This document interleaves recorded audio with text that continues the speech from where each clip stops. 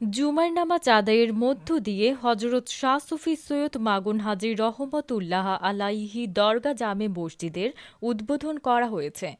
শুক্রবার ৭ই ফেব্রুয়ারি প্রধান অতিথি থেকে উদ্বোধন করেন চট্টগ্রাম উত্তর জেলা যুবদলের সহ-সভাপতি সাবের সুলতান কাজল। সহযোগিতা করব, আমাদের নেতা আলহাজ গিয়াসউদ্দিন কাদের চৌধুরী সহযোগিতা করবে।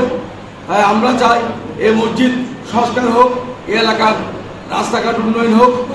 আমরা সবাই মিলেমিশে এই এলাকার উন্নয়ন কর্মকাণ্ড অব্যাহত রাখতে হবে।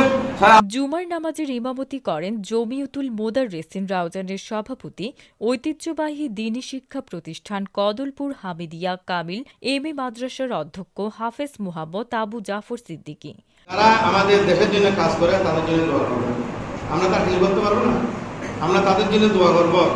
তারা যাতে মসজিদ, মাদ্রাসা, দেশের রাস্তাঘাট, এলাকার জন্য কাজ করতে পারে, আল্লাহ তাদেরকে সেই তৌফিক দান করে। অনেক এমপি আছে, মন্ত্রীর থেকে কাজ বেশি করবে, অনেক মন্ত্রী কিছু করতে পারবে, অনেক রাজনৈতিক নেতা দেখবেন ছোটো হলে অনেক কাজ করে গেল। আল্লাহ ওনাকে তৌফিক দেয়, ওনার মন ভালো থাকলে। আমাদের গিয়াসউদ্দিন কাদের চৌধুরী, আমি সেদিকে যাব না, উনি আমাদের এর অর্জনের জন্য নিবেদিত প্রাণ, বিশেষ করে আমাদের এলাকার জন্য। উপস্থিত ছিলেন সমাজসেবক ওয়াদুদ সওদাগর, আবু বক্কর মনু সওদাগর, লোকমান হোসেন, তৈয়ব সুলতান শফি সওদাগর, মোনাইম সওদাগর, মহিউদ্দিন নাসির সওদাগর, মাস্টার আলী আকবর, বধু শরীফ। এছাড়া এলাকার গণ্যমান্য ব্যক্তিবর্গসহ নানা শ্রেণী পেশার মানুষ উপস্থিত ছিলেন। মিলাদ কিয়াম শেষে দেশ ও জাতির মঙ্গল কামনায় মোনাজাতের পর উপস্থিত সবার মাঝে তাবরুক বিতরণ করা হয়। জুমার নামাজের পর অতিথিবৃন্দ সহ মুসল্লিবৃন্দ হজরত শাহ সুফি সৈয়দ মাগুন হাজী রহমাতুল্লাহ আলাইহির মাজার জিয়ারত করেন।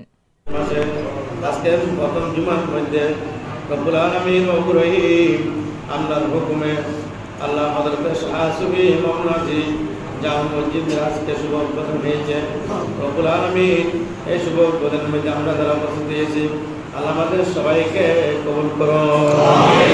আল্লাহ সাংবাদিক ভাই সহ, রাজনৈতিক নেতৃবৃন্দ সহ, আল্লাহ সমাজের নেতৃবৃন্দ, আল্লাহ তরিকতের নেতৃবৃন্দ, মেহমানবৃন্দ, এলাকাবাসী, আল্লাহ মসজিদের পরিচালনা পরিষদ, আল্লাহ মুসল্লিয়ান আযম, আল্লাহ আমরা সবাই আপনার আল্লাহ দরবারের মধ্যে দুটো হাতে হাত তুলে দিয়েছি।